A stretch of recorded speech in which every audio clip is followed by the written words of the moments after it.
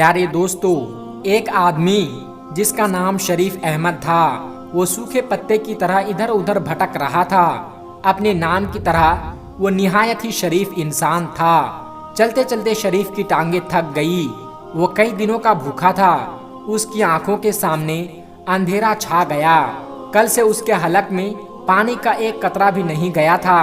अचानक उसकी आंखों के सामने अंधेरा छा गया और वो लड़खड़ाता हुआ जमीन पर गिर गया। जमीन पर गिरते हुए उसे हैरत हुई, क्योंकि कमीना आदमी को गिरने के लिए बहुत जगह मिल जाती है, मगर शरीफ और ईमानदार आदमी को गिरने के लिए भी पाक साफ जगह चाहिए होती है। वो जहाँ गिरा था वो दरवाजा था।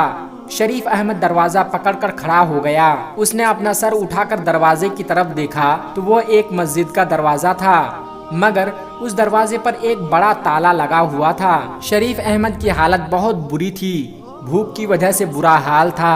ऐसे वक्त में इंसान सिर्फ और सिर्फ रोटी का सोचता है, मगर वो सच्चा और शरीफ आदमी था, पक्का मुसलमान था।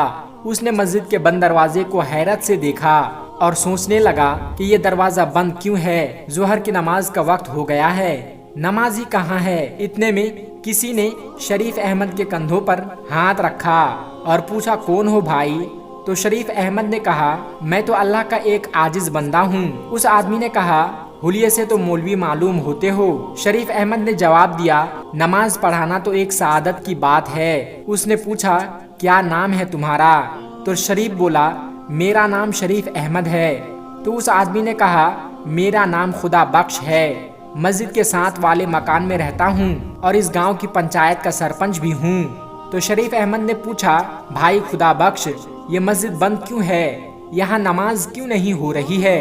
जोहर का वक्त हुआ जा रहा है। तो उसने कहा, क्या पूछते हो मौलवी साहब, एक हफ्ते से मस्जिद बंद है। यहाँ जो मौलवी पहले नमाज पढ़ाता था उसे उसकी एक हरकत की वजह से निकाल दिया गया। उस आदमी ने कहा, क्या आप हमारी मस्जिद में नमाज पढ़ा दिया करेंगे? तो शरीफ अहमद बोला, हाँ हाँ जरूर, क्यों नहीं। आप मुझे बस एक गिलास पानी पिला दीजिए। जोहर का वक्त हुआ जाता है, मैं अजान देकर नमाज का ऐलान कर दूं। वो आदमी जिसका नाम खुदा बख्श था, उसने कहा, क्या आपके चेहरे से लग रहा है कि आप कई दिनों के भूखे हैं, पहले आप खाना खा लीजिए। फिर शरीफ अहमद ने बोला, नमाज पढ़ने पढ़ाने के लिए रोटी की नहीं, ईमान की जरूरत होती है। मैं नमाज पढ़ने के बाद ही रोटी खाऊंगा। खुदा बख्श ने अपनी जेब से चाबी निकाल ली और मस्जिद का दरवाजा खोल दिया। दरवाजा खोलते ही शरीफ अहमद मस्जिद में दाखिल हो गया। इतनी देर में खुदा बख्श एक गिलास में ठंडा पानी लेकर आया। शरीफ अहमद ने फर्श पर बैठकर पानी पिया और उसके बाद वजू किया और अजान की आवाज जैसे ही गांव में गूंजी तो गांव के कई मर्द नमाज पढ़ने मस्जिद की जानिब चल दिए। शरीफ अहमद की आवाज में एक सोच था और उसकी अजान गांव के हर एक शख्स के दिल में उतरती जा रही थी। अजान पूरी होने से पहले नमाजी मस्जिद के सहन में जमा हो चुके थे। सब लोगों ने मौलवी की आमद पर खुशी का इजहार किया। गांव के लोगों ने ये बात खास तौर पर महसूस की कि नया मौलवी जवान है, मगर बहुत कमजोर है। जवान होने के बावजूद भी मौलवी की आंखों में शर्म है। नमाज पढ़ने के बाद खुदा बख्श अपने घर से खाना लेकर आया। शरीफ अहमद ने सबसे खाना खाने के लिए पूछा, लेकिन सब ने कहा कि हम घर से खाना खाकर आए हैं। ये सुनकर शरीफ अहमद ने बिस्मिल्लाह पढ़कर खाना शुरू किया। कई दिन बाद उसे खाना मिला था, लिहाजा हर निवाला उसके हलक में फंस रहा था। खुदा बख्श बोला, मौलवी साहब, मस्जिद के साथ एक कमरा बना हुआ है, आप वहाँ रह सकते हैं। तो शरीफ अहमद बोला, मैं मस्जिद में नमाज पढ़ाने के अलावा बच्चों को कुरान पाक भी पढ़ाया करूँगा और उनको दुनियावी तालीम भी दूंगा। खुदा बख्श ने जवाब दिया, माशाअल्लाह, अल्लाह आपको जज़ाए खैर दे। खुदा बख्श के जाने के बाद शरीफ अहमद कमरे में गया और जैसे ही खिड़की खोली तो फौरन खिड़की को बंद कर दिया, क्योंकि खिड़की से खुदा बख्श के सेहन साफ नजर आ रहा था और वहाँ एक जवान लड़की सेहन में झाड़ू दे रही थी। जैसे ही शरीफ अहमद ने खिड़की खोली तो उसकी नजर भी उस लड़की से टकरा गई। लिहाजा घबरा कर शरीफ अहमद ने खिड़की को बंद कर दिया। खिड़की बंद करके बिस्तर पर आकर बैठ गया। नींद से उसकी आंखें बंद हो रही थी। जैसे ही उसने आंखें बंद की तो वो अचानक से उठ गया, क्योंकि اس کی آنکھوں کے سامنے وہی لڑکی آ گئی۔ توبہ توبہ، شریف احمد نے اپنے گال پیٹ لیے۔ کچھ مہینوں میں ہی سارے گاؤں میں عزت ہونے لگی۔ لوگ کہتے ہیں کہ مولوی تو جوان ہے مگر نیت کا کھوٹا نہیں ہے، پرائی بہو بیٹیوں کو ذرا آنکھ اٹھا کر نہیں دیکھتا ہے۔ پہلے دن کے بعد شریف احمد نے اپنے کمرے کی کھڑکی دوبارہ نہیں کھولی۔ وہ ساری رات گرمی میں گزار دیتا تھا مگر کھڑکی نہیں کھولتا تھا۔ ہر نماز کے بعد شریف احمد اللہ سے گڑ گڑا کر دعا مانگتا کہ اللہ تبارک و تعالی میری نیت میں کوئی کھوٹ نہیں ہے، میں نے زندگی کی تمام آشائشیں تیری خوشنودی کے لیے ترک کر دی ہے مگر یہ منہ زور جوانی پیچھا نہیں چھوڑتی۔ نفس مجھے بار بار بہکاتا ہے، جب تک میں کسی شریف زادی سے نکاح نہ کر لوں تب تک تو میری حفاظت فرما، مجھے ہر قسم کے گناہ سے بچا۔ روتے روتے شریف احمد کی داڑھی آنسوؤں سے تر ہو جاتی۔ ایک دن عصر کی نماز کے بعد خدا بخش گھبرایا ہوا مسجد میں آیا۔ شریف احمد مسجد میں بیٹھ کر قرآن پاک کی تلاوت کر رہا تھا۔ خدا بخش کہنے لگا، بیٹا ذرا میرے بیٹے ہاشو کو آ کر دیکھ لو، وہ عجیب عجیب حرکتیں کر رہا ہے، کبھی وہ اپنا سر دیواروں سے ٹکرانے لگتا ہے، اس کے منہ سے عجیب و غریب آوازیں نکلتی ہے، جلدی چلو بیٹا میرے بیٹے کو دیکھ لو، اس کی ماں بہت زیادہ پریشان ہے۔ شریف احمد خدا بخش کے ساتھ اس کے گھر کی طرف چل پڑا۔ جب وہ کمرے میں داخل ہوا تو اس نے دیکھا کہ ایک 14 سے 15 سال کا لڑکا چارپائی پر لیٹا ہے۔ اس لڑکے کے ہاتھ پیر چارپائی سے بندھا ہوا ہے، اس کے سرہانے اس کی ماں بیٹھی ہوئی ہے اور پیتی وہی لڑکی کھڑی ہے جسے شریف احمد نے پہلے دن کھڑکی سے دیکھا تھا۔ شریف احمد کی نظریں جیسے ہی اس لڑکی پر پڑی تو اس نے فوراً آنکھیں نیچی کر لی اور دل ہی دل میں استغفار پڑھنے لگا اور کہا، مجھے ایک صاف گلاس میں پانی لا کر دو۔ شریف احمد کو پانی کا گلاس دے دیا گیا۔ آپ لوگ دیوار کے ساتھ کھڑے ہو جائیں اور کوئی میرے کام میں دخل نہیں دینا۔ اس کے بعد شریف احمد نے ہاشو کے ہاتھ پاؤں کھول دیے اور پھر قرآن آیات کی تلاوت شروع کر دی۔ شریف احمد نے بلند آواز میں قرآن مجید کی تلاوت شروع کر دی۔ شریف احمد علاج کر ہی رہا تھا، اتنے میں ہاشو کے منہ سے ایک انجانی اور کڑک آواز نکلی، کون ہے تو؟ کیوں مجھے تنگ کر رہا ہے؟ شریف احمد نے کہا، تو کون ہے؟ اس بچے کو کیوں تنگ کر رہا ہے؟ جن زور سے دہاڑا اور بولا کہ یہ بچے اور اس کے دوست نے مل کر مجھے بہت تنگ کیا ہے، مجھے زخمی کیا ہے۔ تو شریف احمد بولا، اس بچے نے تمہیں کیسے تنگ کیا ہے، کیسے زخمی کیا ہے؟ تو شریف احمد بولا، اس بچے نے تمہیں کیسے تنگ کیا ہے، کیسے زخمی کیا ہے؟ تو وہ بولا کہ کل جب میں گاؤں سے گزر رہا تھا تو اس وقت میں ایک جانور کے روپ میں تھا، تو اس نے اور اس کے شرارتی دوست نے مجھ پر پتھر برسائے تھے۔ تو شریف احمد بولا، یقیناً اس نے بہت غلط حرکت کی ہے، کسی بے زبان کو اس طرح تنگ نہیں کرنا چاہیے۔ میں ہاشو کی طرف سے تم سے معافی مانگتا ہوں اور یقین دلاتا ہوں کہ آئندہ یہ کبھی کسی بے زبان کو تنگ نہیں کرے گا۔ ہاشو کو سزا مل چکی ہے، مہربانی کر کے اب ہاشو کو چھوڑ دو، تمہیں قسم ہے۔ اس نے کہا، مجھے قسم مت دو، میں اسے اور بھی سزا دوں گا۔ شریف احمد بلند آواز کے ساتھ قرآن پاک کی تلاوت کرنے لگا اور پانی کو ہاشو کے اوپر ڈال دیا تو ہاشو کے منہ سے ایک زوردار چیخ نکلی اور وہ تڑپنے لگا اور کہنے لگا، ہائے ہائے ظالم، مجھے مار ڈالا، جلا ڈالا، اچھا نہیں کیا تو نے مولوی، ابھی تو میں جا رہا ہوں مگر میں پھر واپس آؤں گا، ضرور آؤں گا۔ اس کے بعد شریف احمد ہاشو کی طرف بڑھا اور کہنے لگا، کیسے ہو تم؟ تو ہاشو نے کہا، میں ٹھیک ہوں مولوی بیٹا، تمہارا بہت بڑا احسان ہے ہم پر۔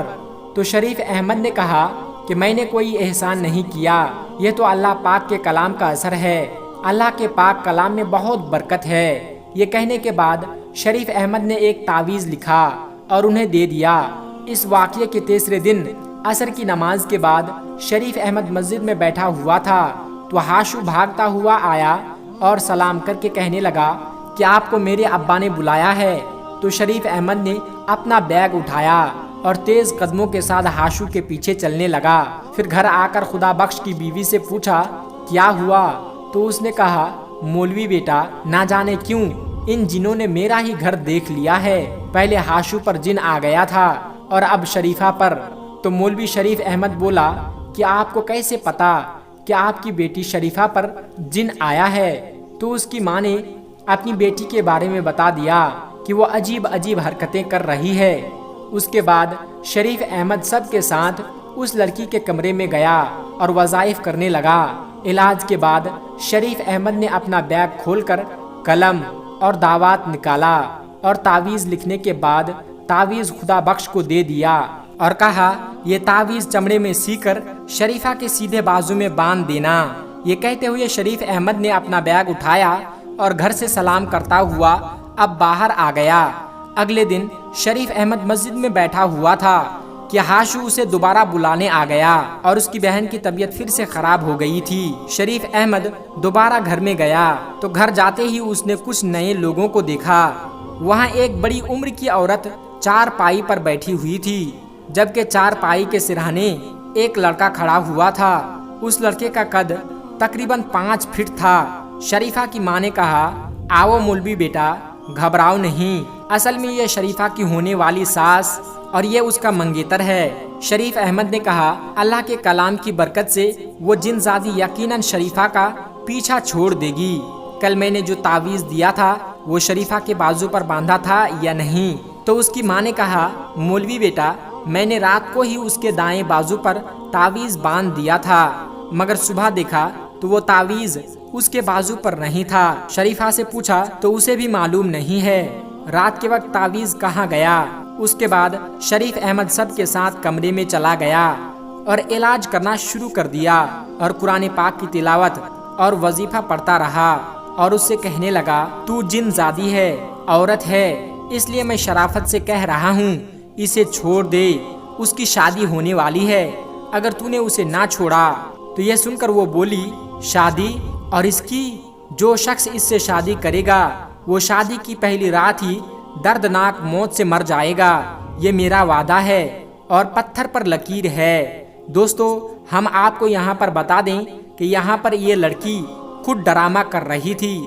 آپ ویڈیو کو دیکھتے رہیے، آپ کو پتا چل جائے گا۔ اس کی بات سن کر اس کی ہونے والی ساس اور منگیتر کا رنگ سفید پڑ گیا۔ اتنے میں شریفہ اچانک اپنی جگہ سے چلتی ہوئی دیوار کی طرف بڑھی اور ڈنڈا لے کر اپنے ہونے والے شوہر اور اس کی ماں کو مارنے لگی اور کہنے لگی تو مجھ سے شادی کرے گا۔ اتنے میں شریفہ کے ماں باپ اس کے ہاتھوں سے ڈنڈا چھین کر اس کو قابو میں کرنے لگا اور اس کو کمرے میں بند کر دیا۔ اور اس کے بعد شریفہ کی ہونے والی ساس کہنے لگی معاف کرنا بھائی، میں آج منگنی توڑ رہی ہوں، مجھے نہیں کروانی اپنے بیٹے کی شادی تمہاری بیٹی سے۔ یہ کہہ کر وہ دونوں ماں اور بیٹے گھر سے چلے گئے۔ شریفہ کے ماں باپ پریشان ہو گئے۔ شریف احمد نے تھوڑی دیر انتظار کیا اور پھر اپنا بیگ سنبھال کر گھر سے نکل گیا۔ شریف احمد رات بھر پریشان رہا۔ اس کی سمجھ میں نہیں آ رہا تھا کہ جن زادی کتنی طاقتور ہے جو اس کے اتنے وظائف کے بعد بھی شریفہ پر قبضہ جمائے بیٹھی ہوئی ہے۔ شریف احمد کے جلالی وظیفہ کا بھی اس جن زادی پر کوئی اثر نہیں ہوا تھا۔ دوستو، یہاں پر ہم آپ کو پھر سے بتا دیں کہ شریفہ پر کسی جن زادی کا کوئی اثر نہیں تھا، وہ تو بس ڈرامہ کر رہی تھی۔ اگلی صبح شریف احمد بچوں کو قرآن مجید پڑھا رہے تھے کہ پھر سے ہاشو بھاگتا ہوا آیا اور کہنے لگا مولوی صاحب جلدی چلو، اس کی بہن کی طبیعت پھر سے خراب ہو گئی تھی۔ شریف احمد گھر گیا تو شریفہ کی ماں نے کہا مولوی بیٹا، میری بیٹی ٹھیک کب ہوگی؟ یہ جن زادی کب پیچھا چھوڑے گی؟ شریف احمد نے کہا آپ فکر نہ کرے، یہ جن زادی بھی جلد ہی شریفہ کا پیچھا چھوڑ دے گی، اللہ تیری زبان مبارک کرے۔ میری بیٹی تو پورے گاؤں میں بدنام ہو گئی ہے، اوپر سے اس کی پھوپھی نے بھی رشتہ توڑ دیا ہے، اب تو ہی بتا کون کرے گا میری بیٹی سے شادی؟ تو شریف احمد بولا فکر نہ کرے، اللہ پاک بہتر کرے گا، یہ رشتہ ختم ہو گیا ہے تو اللہ پاک اس سے بہتر رشتہ بھیجے گا۔ آپ جا کر شریفہ کے کمرے کا دروازہ کھولیں، آج میں ایسا جلالی وظیفہ کروں گا وہ جن زادی چیختی ہوئی باہر جائے گی، میرے ساتھ کمرے میں کوئی اور نہیں ہوگا۔ شاید شریف احمد کو اس پر شک ہو گیا تھا، اب کیونکہ شریف احمد بھی بڑا نیک انسان تھا اور وہ لڑکی کی بھی حالت دن بدن خراب ہوتی جا رہی تھی، اس لیے شریف احمد آہستہ سے چلتا ہوا شریفہ کی چارپائی کے پاس آیا शरीफा चार पाई पर बैठी हुई हिल हिल कर हक अल्लाह का विर्द कर रही थी। शरीफ अहमद चार पाई के पास पहुंचकर रुक गया। थोड़ी देर तक शरीफा को देखता रहा और फिर आहिस्ता आवाज में बोला, शरीफा ये नाटक अब बंद कर दो, तुम्हारे ऊपर कोई जिन नहीं है। शरीफ अहमद की बात सुनकर शरीफा खामोश हो गई। उसने अपना सर ऊपर किया और शरीफ अहमद को घूरने लगी और कहने लगी, तो तुम्हें पता चल गया कि मैं ड्रामा कर रही हूँ? तो शरीफ अहमद ने कहा, हाँ मुझे पता चल गया है। और तूने अपनी आंखें कैसे लाल की है? तो शरीफा ने कहा, ग्लिसरीन डालकर अपनी आंखें लाल की है। शरीफ अहमद ने कहा, तेरे इस नाटक की वजह से तेरे माँ बाप कितने परेशान हैं। शरीफा बोली, मुझे अफसोस है इस बात का, लेकिन मैं मजबूर थी। मैंने रिश्ता तोड़ने के लिए नाटक किया था। शरीफ अहमद ने कहा, तुझे क्यों ये रिश्ता मंजूर नहीं था? तो शरीफा बोली, मेरा उसके साथ कोई जोड़ नहीं था। तो शरीफ अहमद ने कहा, अगर तुझे ये रिश्ता मंजूर नहीं था तो सीधे सीधे इनकार कर देती, इतना नाटक करने की क्या ज़रूरत थी? शरीफा बोली, मेरा रिश्ता उस वक्त हुआ था जब मैं झूले में थी और शादी के वक्त भी मुझसे नहीं पूछा जाना था। मैं 10 जमात पास हूँ और उसने तो स्कूल की शक्ल तक नहीं देखी है। तो शरीफ अहमद कहने लगा, लेकिन अब तेरा क्या होगा? तुझसे कौन शादी करेगा? आस पास हर जगह तू मशहूर है कि तू आशूब ज़दा है। तो यह सुनकर शरीफा मुस्कुरा दी और कहने लगी कि मुझसे शादी वो करेगा जिसे मालूम है कि मेरे ऊपर किसी जिनजादी का कब्जा नहीं है। शरीफ अहमद वाकई में शरीफ था। उसने कहा, मतलब क्या है? तो लड़की बोली, या तो तू वाकई में शरीफ है या शरीफ बनने की कोशिश कर रहा है। शरीफा ने शरारती नज़रों से शरीफ अहमद को देखते हुए कहा, क्या मतलब है? शरीफ अहमद सब कुछ समझते हुए भी अनजान बन रहा था। सियानों ने सच कहा है कि औरत के मक्र फरेब से अल्लाह तबारक व तआला की जात ही बचाए। शरीफ अहमद ने कानों को हाथ लगाते हुए कहा और अपना बैग समेटकर कमरे से बाहर निकल गया। शरीफा की माँ ने कहा, क्या जिनजादी ने शरीफा का पीछा छोड़ दिया? तो शरीफ अहमद बोला, बहुत जल्द वो जिनजादी शरीफा का पीछा छोड़ देगी। शरीफा की माँ परेशान थी, उससे शादी कौन करेगा? फूफी ने उसका रिश्ता तोड़ दिया है। अब गांव में भी मशहूर है कि वो जिनजादी है और दूल्हे को मार देगी। इतने में शरीफा की माँ बोली, बेटा तुझे तो सब कुछ मालूम है और तू तो वैसे भी मौलवी है और तुझे इन चीज़ों से डर नहीं लगता, तू ही इससे शादी कर ले। तो शरीफ अहमद ने कहा कि पल्ले गांव में मेरी खाला रहती है, उससे आप शादी की बातचीत कर लीजिए। वो अपनी रजामंदी देते हुए चला गया। दोस्तों, इस तरह से वो लड़की नाटक करती रही कि उसके ऊपर जिन है। प्यारे दोस्तों, यहाँ पर हमारा ये मतलब बिल्कुल भी नहीं है कि जिन्नात नहीं होते हैं, बल्कि हमारा मानना यह है कि जिन्नात होते हैं और कुरान मजीद में भी जिन्नात का जिक्र आया है और जिन्नात होते हैं, इस बात में कोई शक नहीं। हम मुसलमान हैं, अल्हम्दुलिल्लाह। हमारा मानना है कि इंसानों के अलावा और भी मखलूक़ात होते हैं, जैसे जिन्नात, फरिश्ते।